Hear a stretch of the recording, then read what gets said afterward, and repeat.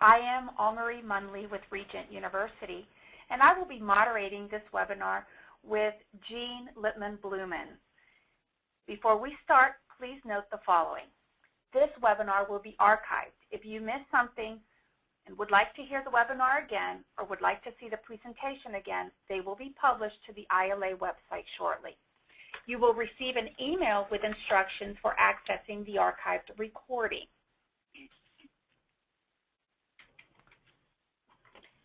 We welcome your questions throughout the webinar, and at any time you may ask questions by typing them into the question box of your webinar control panel, which is currently displayed on the right-hand side of your screen. We will address your questions during the second portion of the webinar, and please note, however, that we may not be able to address each question we receive. So without further ado, I'd like to introduce our speaker, Jean Lipman-Blumen.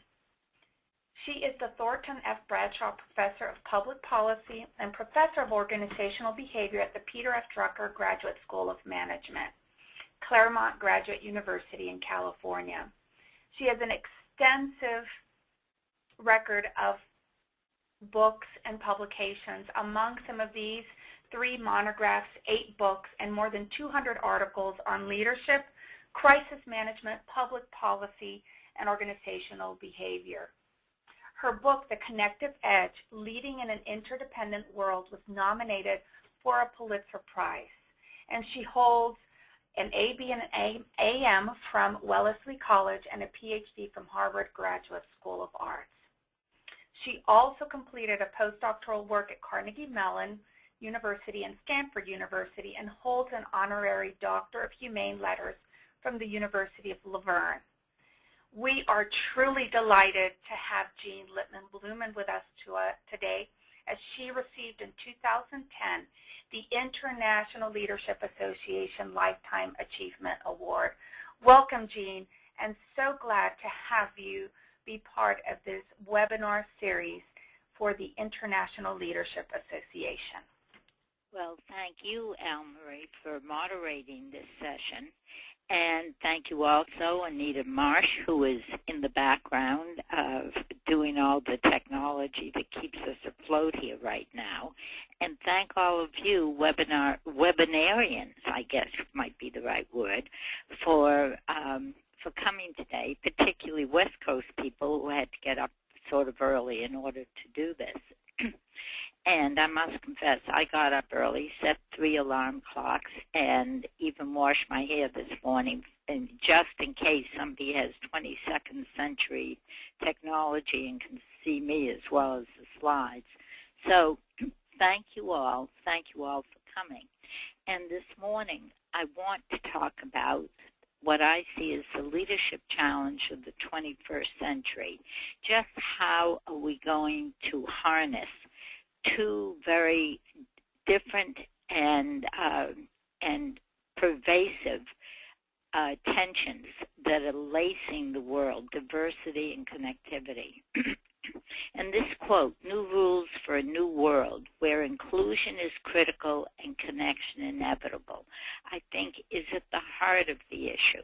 And this is what Connective Leadership is trying to do, to provide some guidelines for how we navigate this new world, because inclusion is absolutely important, and we're connected whether we like it or not. So let me just start with an overview of where I would like to go in the next hour, and hope we get there. First, I would like to drill down on those new leadership conditions that we all face in the 21st century, whether we like it or not. And then I want to talk about the paradigmatic shift in leadership that those conditions are going to require, that will move us from an earlier period, the geopolitical era, to the connective era. And then we'll talk very briefly about the underlying behaviors. We won't go into that in great detail, but I think it's important for us to realize, as Peter Drucker said, Peter Drucker being the father of modern management, as most people, I think, would acknowledge. He said leadership was nothing more than performance, than doing it, than making it happen, and that means behavior. And I always think it isn't enough to tell someone to be a good leader. You have to be very specific in terms of what behaviors constitute good leadership. Okay, if we just turn the clock back a little bit to talk a bit about the evolution of leadership, we're right now at the end of one era and the beginning of another era. And historical eras usually don't end with a very sharp edge. They're like waves on a beach. One wave comes in and then it recedes, and before it's all the way back in the ocean, another wave crashes over it and also begins to recede. And there's a point at which it's hard to distinguish one era from the other. And that's essentially where we are now. We are at the end of the geopolitical era, but there are still remnants of it around, and the connective era is here, and we're all feeling it. But let's talk momentarily about where we've come from, the geopolitical era, which was based on geographic and political boundaries as well as belief systems or ideologies that were contained within those boundaries. And leaders during the geopolitical era were expected to put together coalitions that lasted for a long time, like NATO and the Warsaw Pact. And in these coalitions, all the members were supposed to move together. They were supposed to be on the same page. And any member who wasn't willing to go along was really seen as quite traitorous, even though they were just acting out their sort of natural inclinations. And these long-term coalitions were dominated by the member who had the greatest relevant resources. And when I say relevant, that usually meant economic, political, or military resources. And the coalitions they moved from one problem to another. So you can imagine it wasn't that easy to keep everybody on the same page. During this period, the geopolitical era, leaders acted in a very authoritarian manner. The typical term we used for them for their leadership style was command and control. And they made their decisions on their own. They made decisions autonomously. They thought that was what was expected of them. They didn't consult people. They just sort of announced their vision, and that was supposed to take everybody's breath away. And they were looking for followers, and I tend to make a distinction between followers and constituents, because followers, when you look it up in the dictionary, nobody would want to be a follower if you saw the definition. Follows in back of, walks in the shoes of, imitates. So followers, however, were exactly what leaders in the geopolitical era wanted. They wanted people who were a little bit afraid and very obedient, people who were yes people.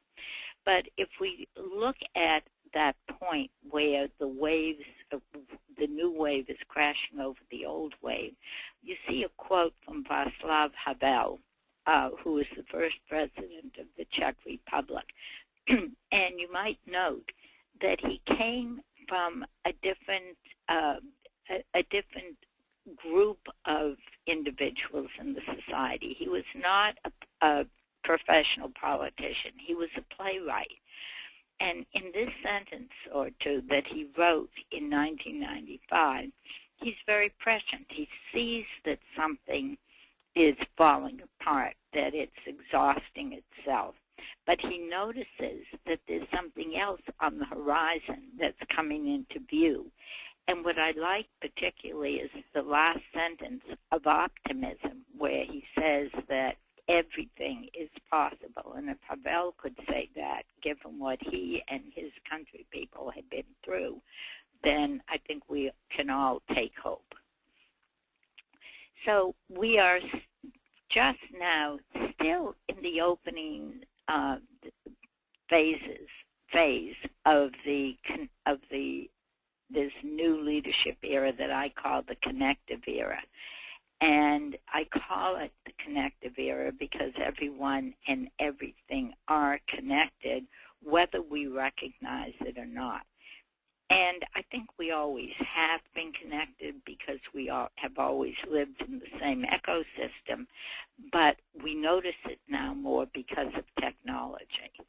And in the Connective Era, we see that there are two major tensions that are increasing, diversity and interdependence. But what's interesting to me, at least, about these two forces is that they pull in opposite directions. And they bring together groups with different agendas and link them very tightly. And this has the potential for increasing conflicts between and among these groups. And as I've already intimated, technology really makes a huge difference. In fact, you might think of the Internet as a metaphor for the Connective Era, that we're connected to people and things and entities that we didn't even realize we were connected to. And look at Facebook, look at LinkedIn, Skype, all the ways in which we can connect to one another without even leaving our desks. And in fact, this webinar is a good example of what we're talking about. And under these circumstances, the kind of leadership that we saw in the past, authoritarian leadership, simply won't work. So you can keep using geopolitical authoritarian leadership, but it's like putting a round peg in a square hole. You can fit it in, but the corners are not covered, and that means you lose many leadership opportunities. I've mentioned that these forces are contradictory, and what I mean by that is the following. Interdependence links us and knits us all together. We are connected willy-nilly. And that means not only by the Internet, but by various social face-to-face teams and networks, by working together collaboratively, by technological networks like Facebook and LinkedIn, and by certain concerns, mutual concerns that we have, and some which we don't even realize we have. And the other force, which pulls in the opposite direction, I call diversity. And diversity is, covers a lot of territory because it means we are different by gender, by race, by nationality, by ethnicity, by religion, you name it. So diversity calls not for interdependence, but independence. It prompts us to use our own uniqueness and to do our own thing, as we say in the U.S. And this calls for changes in decision-making. For example, we talked about the autonomous decisions of geopolitical leaders. Well, that won't fly anymore because in this era we must consult other people, our allies, and I would also say our opponents. We have to consider that there are more stakeholders than ever before, and some of you, I'm sure, know the work of Charles Perrow, Normal Accidents, where he called our attention to unborn generations who are stakeholders, children who are not yet born, who will be born with birth defects because we make bad decisions about various kinds of chemicals. In the Connective Era, command and control won't get you very far, but negotiating, mediating, persuading, all of those skills will work much better. If you think of Mahatma Gandhi, who was a connective leader before his time, way before his time, he understood the importance of these new skills. And Mary Parker Follett, who was Peter Drucker's guru, talked about the importance of integration rather than compromise. And I'd like to come back to that in the question and answer period, because we keep saying compromise, and she points out how difficult compromise is and how much better integration is. Here are some other things that connective leaders do.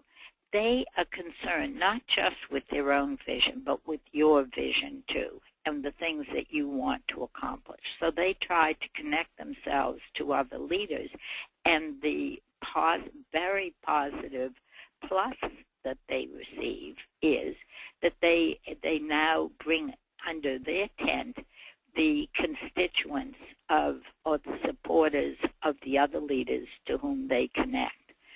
And they know how to do something that is terribly crucial in the connective era, and that is they know how to connect people who currently see themselves as enemies by identifying an area of mutual concern that they don't even recognize that they have. So I think that's rather interesting. When I think back to how did I ever get this idea for connective leadership, the only thing that really comes to mind is a dilemma that Jesse Bernard, who is a wonderful, wonderful sociologist who wrote about 25 books, and I tell my own students, do not dare to die until you read Jesse Bernard. But she challenged me one day and said, Jean, you should try to bring together the pro-life and the pro-choice people. And I sort of chuckled and said, oh, sure, I could do that. You know, simple, I could handle that in a weekend. Just tell me how. And she said something that I think was the kernel of connective leadership. She said, look at it this way. Both groups have very distinctive and opposing views on abortion, but they agree on the negativity of pornography. So bring them together to work on that first, and then they'll see that they do have mutual concerns, and the stereotypes will begin to evaporate. So that's sort of the model of connective leaders who know how to turn collaborators, who know how to turn competitors into collaborators. They know how to put together networks, all kinds of alliances, face-to-face as well as online ones. They know how to connect to partners on the other side of the globe. And rather than putting together long-term coalitions, they do something very interesting. They put together short-term coalitions. I call them shifting coalitions, that are made up of individuals and groups who are all interested in one or two very limited tasks. And once they accomplish those tasks, they disperse, and they don't expect the coalition to stay together, but they may call on some of those people again for new tasks. Another thing that connective leaders do, and perhaps really good leaders have always done this, they engage in what I call counterintuitive gestures. They do things that you simply don't expect them to do. And some of you, at least those of you who are here in the U.S. and read the New York Times, probably saw and were surprised to see, at least I was, an op-ed to the American people from Vladimir Putin. And he wrote that op-ed at a time when Barack Obama was on the hot seat with Syria.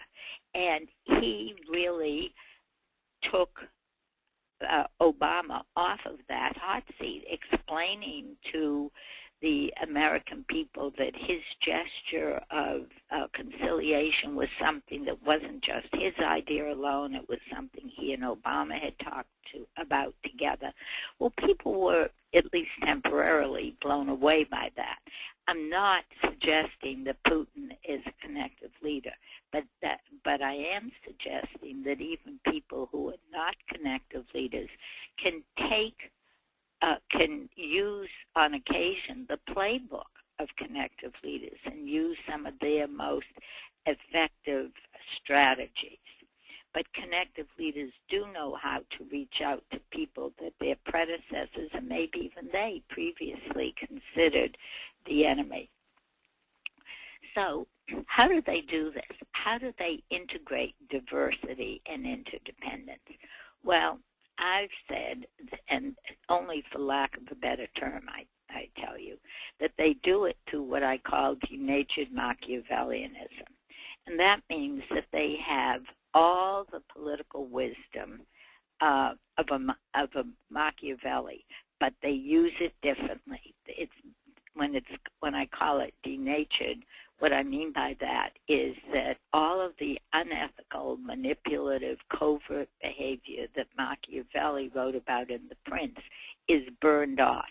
And what's left behind is simply political savvy that connective leaders use always ethically, and legally. But from having said all these things, I don't want to create the false impression that connective leaders are always people whom you'd like to hug and snuggle up to, because they're not. Some are, but some aren't. They come in, all descriptive, all personality, shades.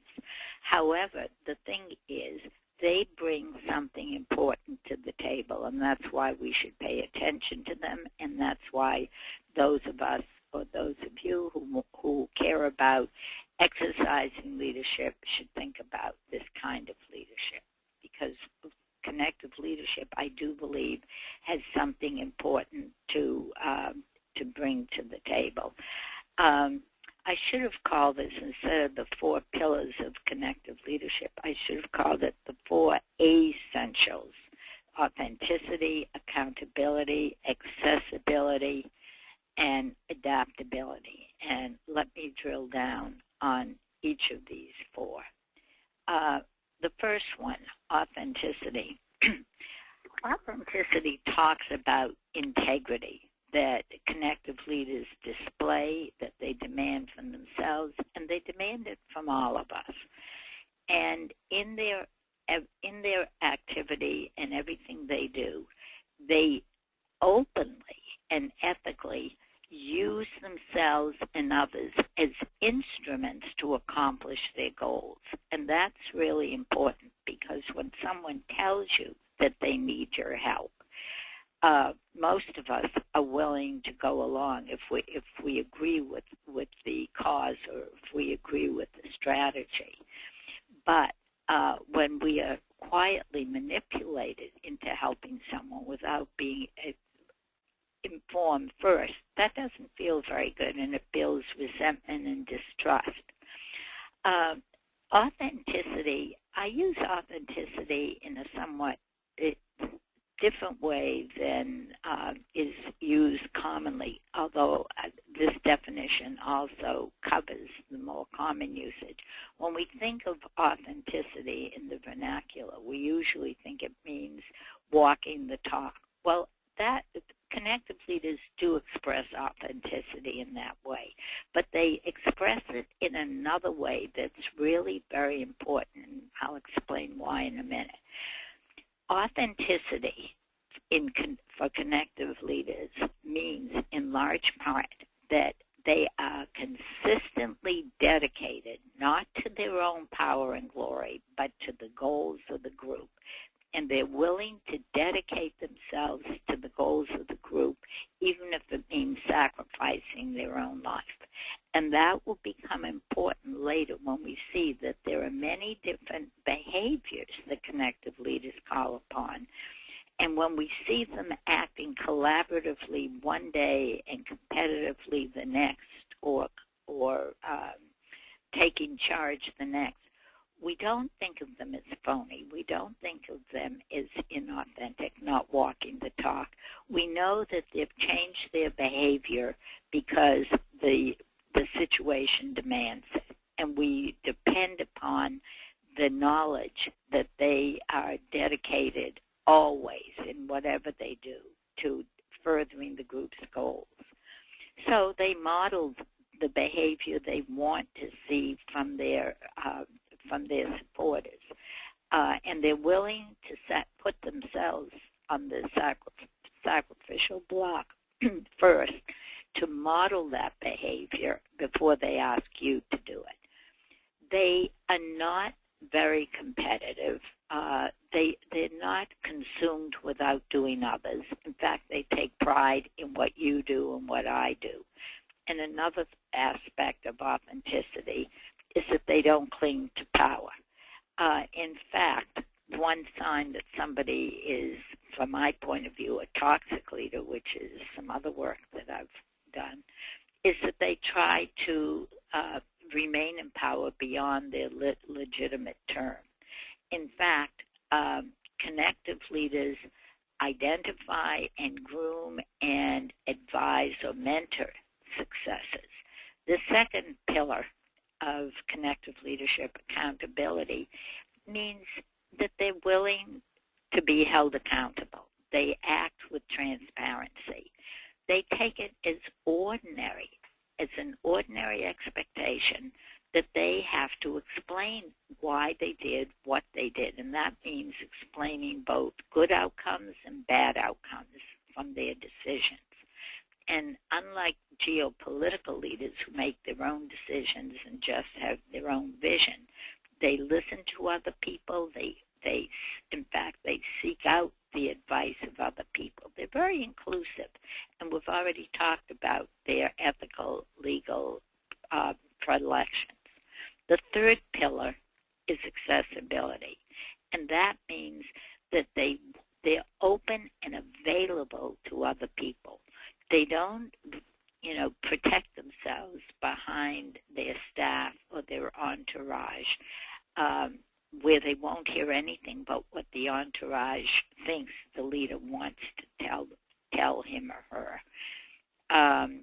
In fact, they are not looking for the obedient, passive followers that geopolitical leaders wanted. In fact, they want people who will offer suggestions, corrections. They want supporters. They want constituents.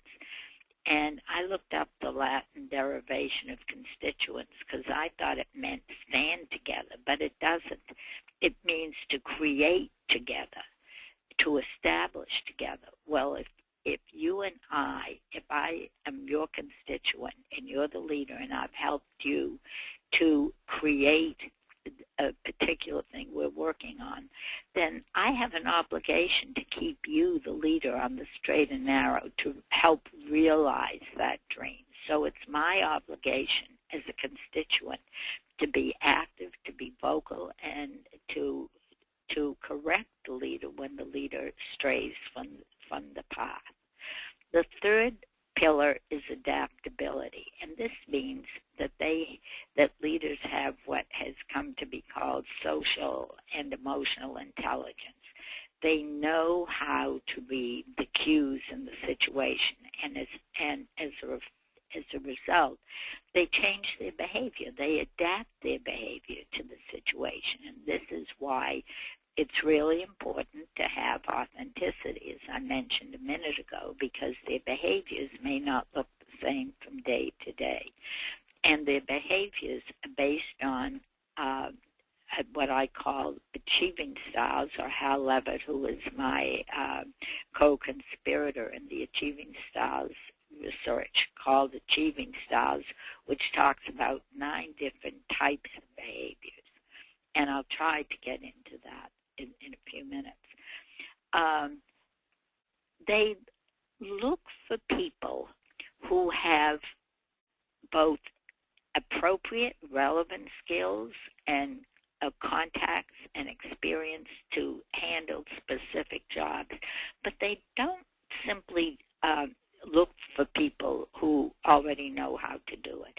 They assume that anybody in the room could do it, that they could, even if they've never done it before, they'd figure it out. And that's what I call leadership by expectation. And that involves entrusting behavior to people, entrusting tasks, important tasks, to members of the group who may never have done that before. And it usually calls out the creativity and ingenuity of the people they call upon. And they know how to join forces with other people as equal colleagues, and that means with other leaders, with people whom they previously considered opponents or competitors. And they don't get into competition with other leaders. They work together with them. So if we think about the way in which connective leaders move beyond traditional Machiavellianism to denatured Machiavellianism, we see that one of the things that characterizes them is that they are on a lifelong journey to discover the meaning of their own lives and to have authentic experiences. And what they do is invite us to join them. And I think good leaders have always done that, because for me at least, the essence of leadership is to identify noble and ennobling enterprises, and when they invite other people to join in, it enables those others to ennoble themselves. I mean, the Queen of England may think she is ennobling people when she, touches them on the shoulder with her sword, but she's mistaken, I'm sorry to say. Because people ennoble themselves, and we do it by the choices that we make. When we make good choices, we ennoble ourselves. When we make altruistic choices that help the world, we ennoble ourselves. And at the same time, we add meaning to our own lives, and we blot out, at least temporarily, the knowledge that physical death faces all of us at some point, and that existential anxiety that arises from the awareness of death is temporarily hidden from view. So we add meaning to our own lives, and we seek immortality in the sense that Napoleon talked about it, and that is simply the memory in the minds of other people. And that serves us well as a consolation for the knowledge that we all return to dust. So connective leadership, to summarize, transforms the authoritarian, manipulative kind of leadership, the narcissistic, power-driven leadership of the geopolitical era, into a leadership that's much more oriented toward the community's needs, that's ethical, and that has a lot of savvy about the system. Now, in the remaining minutes, I want to talk about the actual behaviors that underlie the connective leadership model. And I call it the 9-factor achieving style model. And we began to work on this way back in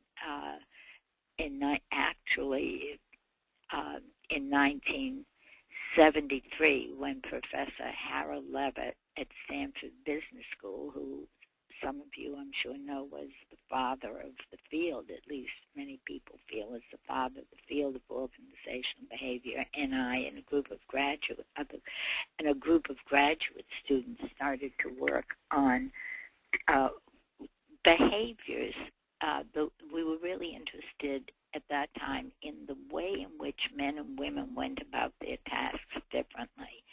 And then quite a while later, I began to work on connective leadership, and I realized that those achieving styles were really the behaviors that were underlying connective leadership. And we call that the 9-factor achieving styles model. And it was Levitt who insisted upon calling them achieving styles, not achievement styles, to indicate that this was action that was ongoing. It isn't just what you've already achieved. It's how do you keep doing it. And this model, this repertoire of of behaviors that we'll have a better look at this at this little icon down here in a few minutes. But those are all the 9 different behavioral bundles, if you will, that are available to all of us. And connective leaders know how to select just the right combinations based on situational cues. Just a quick definition of achieving styles. Achieving styles are simply the behaviors that we love to call upon, that are our favorite behaviors for accomplishing any task. You might think of them as your personal implementation strategies. You have a goal. How do you implement it? You call upon certain behaviors. And these are learned behaviors. We learn them early on, and it's a very Skinnerian approach where we favor those styles that bring us success, and we tend to ignore the ones with which we've had difficulty. So naturally, we get better at the ones that bring us success, and we keep getting better because we practice them more, and we tend to let the others fall into disuse. Here is the diagram that I was promising you a minute ago, and you see that there are 3 sets: the direct set, the instrumental set, and the relational set. And the direct set talks about mastering your own tasks by either doing it to caring about perfection, which is what intrinsic is, wanting to do something and having to the essence, to the limits of perfection, and you compare your behavior to your own past behavior as compared to competitive, where people tend to want to outdo other people, to be the best, to win. Intrinsic people don't care about that, and no one is just an intrinsic person. I mean, we all use various combinations, but just for purposes of explanation, let me act as if we're pure types. So there are 3 in each set, and we can talk a little bit more about these in the Q&A. But the direct set really talks about mastering our own tasks.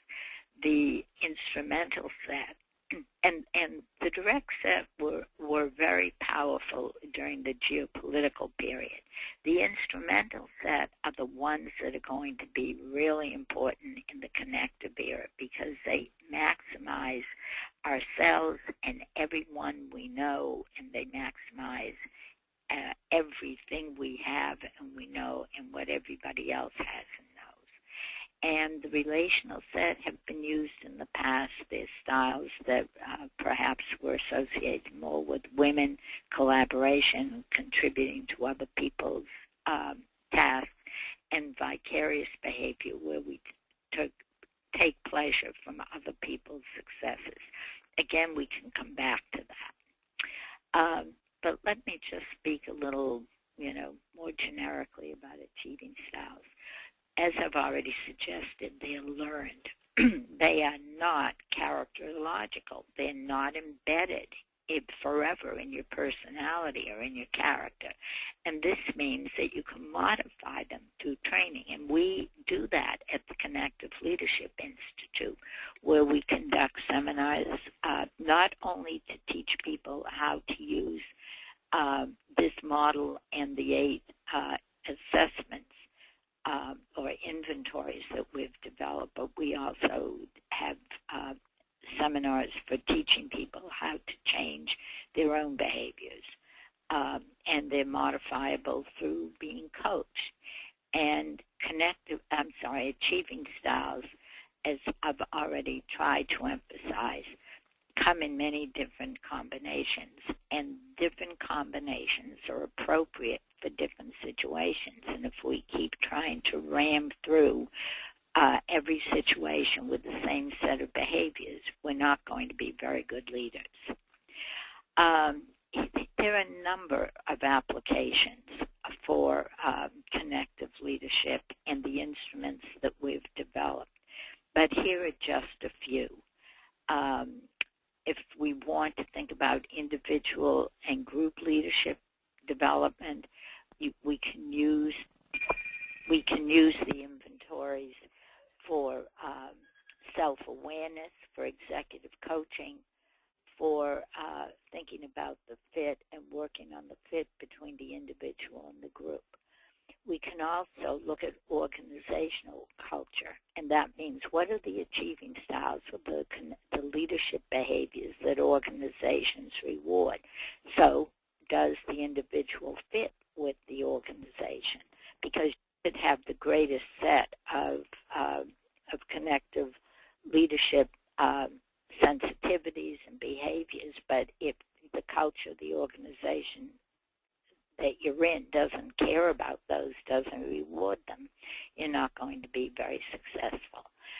And this is a very useful model and set of instruments for talking about change management, for mergers and acquisitions, for thinking about where are we now and where would we like to be, both as individuals and as organizations. And the instruments allow us to do strategic planning, to look at where we are now, where we would like to be in the future, and to do some benchmarking. And we also have instruments for looking at and dealing with the human resource side of organizations, for recruiting the right people for tasks and roles, as well as in promotion, for putting teams together, and also for helping to resolve conflicts. And here are the 8 achieving styles assessments that we have. There is an individual, which was the original one that we developed way back in the 70s, and all of these have undergone serious and extended rigorous scientific validation and reliability studies.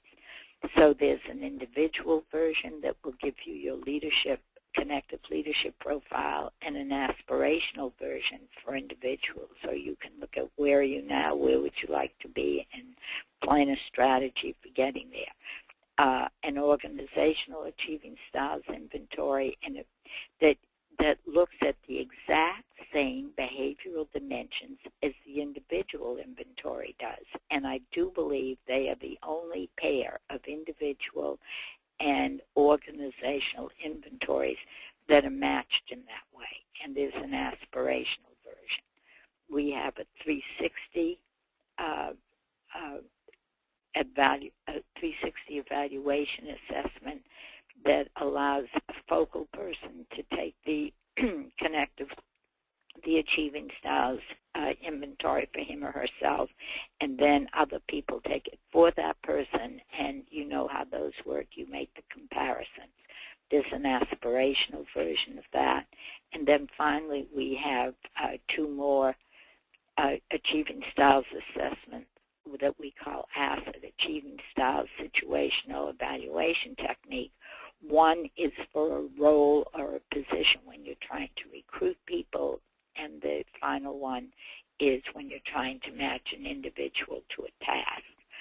So we do train people at the Connective Leadership Institute both to use these the model and the instruments in their own teaching and consulting and research. And as you can see, the next seminar will be in August at Caltech in Pasadena, and we would welcome all of you, not all at the same time, because we can't accommodate that many there. It's an intensive 3-day experience, so we really try to keep it limited to simply 15 or 18 people at a time. So I thank you all again. I thank Al Marie and Anita and all you webinarians who have sat patiently while I have had the mic for the last 45 minutes. And I think we're right on time for the Q&A. Thank you so much. This has been terrific, and I appreciate everybody's attendance here today. I certainly have learned so much, and I'm sure you all have too. So at this time, I would like to bring a close to this portion, and we will begin the questions, Jean. And I have several here that will be interesting, and I've divided these somewhat as our participants are chiming in with more reflections and questions for today. Two of them in a political, probably in a political tone here. One, a very interesting one. Would you agree that what Obama is doing in the White House exemplifies what you state here in your presentation? Well, I think Obama has tried to do that. When I heard his his inaugural address, my heart swelled with expectation. I think that he's had a hard time doing it because people right now simply are still caught. It's like their ankle, one ankle is caught in the geopolitical era, at least on the political, in the political arena, and one foot in the connective era. And he, I do think, is trying to drag us kicking and screaming into the connective era, and he tries. He's not always, I regret to say, very successful. But I think that this is where we come back to the issue of Mary Parker Follett raised about compromise and integration. And if I can take a minute, are there any questions about that one by chance, Al-Marie? Because I'd like to spend, half a minute on that distinction. She says, Again? okay, is that go okay? ahead. Yeah, go ahead. Okay. Mary Parker Follett says the reason why compromise doesn't work, and I bring this up because you mentioned, you bring up a question that's set within a political context.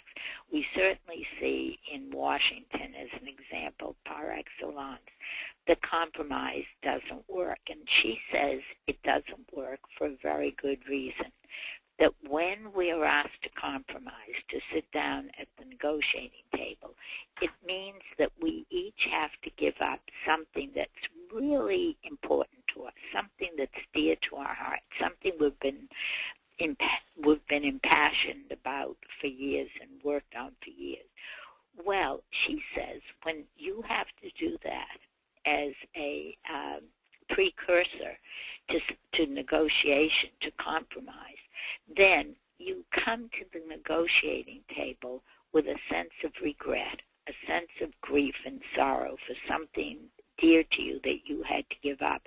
And I would add, you also come with a sense of questioning your own integrity. Are you a hypocrite if after all these years of fighting for something, are you going to throw it under the bus in order to sit down and get an agreement about something else with a group of people? So she talks about integration, which is much more like connective leadership, where you look for those small areas of mutuality where people can agree and begin there. And then in a very short time, people recognize each other's authenticity, recognize their devotion to the mutual cause, and develop respect for one another. And the stereotypes evaporate. The stereotypes that we have of, quote, the opposition evaporate. And yes, we may never get to a perfect compromise, a perfect integration, a perfect agreement, but we will begin to treat each other like real human beings with respect for one another. And in some instances, we may have to say we agreed to disagree, but we can come a lot closer to a mutual understanding. Okay. Thank you. And I have a second question here just to link back on this one, Jean, because we are talking right now from a geopolitical perspective, and we'll get back to some of these achieving styles as I've collected a few questions relevant to those. But reflecting on the power of internet technology and what's happening as we speak in the Middle East, should we also consider weapons of war as a technological factor that, if anything, adds to the tensions in play? Well, the weapons of war, I really feel, are the worst possible thing we could be creating. Some of you may know that I have also been working on a connective leadership strategy for global, enduring, and sustainable peace and prosperity. And it calls for different directions for every sector of society, and it's a plan that I would want all countries to sign on to, with the blessing and the stewardship of the Nobel Peace Committee. But let me give you just one example that speaks to the weapons of war. If, for example, it means that in every part of the plan, and you're all welcome to it, I consider it an open source document, add to it, change it, whatever. But one example is, what could government and business do if, for example, the Defense Department, defense contracts, the defense industry worldwide were declared non-profit on Friday afternoon? How many people do you think would be lined up at their office on Monday morning trying to get a contract? And if at the same time we created in all countries, there are now 4 that have them, a Department of Peace where there were for-profit contracts for peace innovation, peace entrepreneurship, peace R&D, peace sustainability, then those same people who on Friday were lining up to make weapons of war would be rethinking things and coming up with ideas for methodologies for peace. So I think the weapons of war are the most destructive things that humankind has come up with. And we should have, by this time, reached an understanding that killing other people, destroying the world, is about as obscene as it gets. And I do hope that I can convince some of you, at least, to look at the peace plan and send it along and change it, add to it, and make it better than it is, so that we can live and our children and grandchildren can live in a more peaceful world where connective leaders can function to make a better world. And you mentioned men and women in this last portion of your answer, Jean. But before I go into this next portion of a series of questions related mostly to style and achieving styles, one question chimed in right when you were talking about Obama and describing some of that process there related to his leadership. How about assessing Hillary? Well, I think that it isn't, I don't really want to turn this conversation into an endorsement for one political candidate or another. I think that there are people in both parties who are undoubtedly have the capacity to be and try to be connective leaders. So I think that the important thing is not to, for me in any sense, to endorse one candidate or another or say this one's better than that one. That's up to your judgment. I mean, what I've tried to do is lay out a model that you can use to measure the candidates of your choice. But I think that men and women can both be connective leaders. I think people from any society can be connective leaders. I think Gorbachev was trying to be a connective leader, and he was ahead of his time. And you get punished for, for using leadership strategies that are ahead of, when you're ahead of the population or ahead of history. So you see Martin Luther King, Nelson Mandela. There are a number of people who have, Gandhi I mentioned before, were connective leaders ahead of their time. And who are those people now? Can we recognize them? Can we call on them and not assassinate them because we don't understand what they're doing?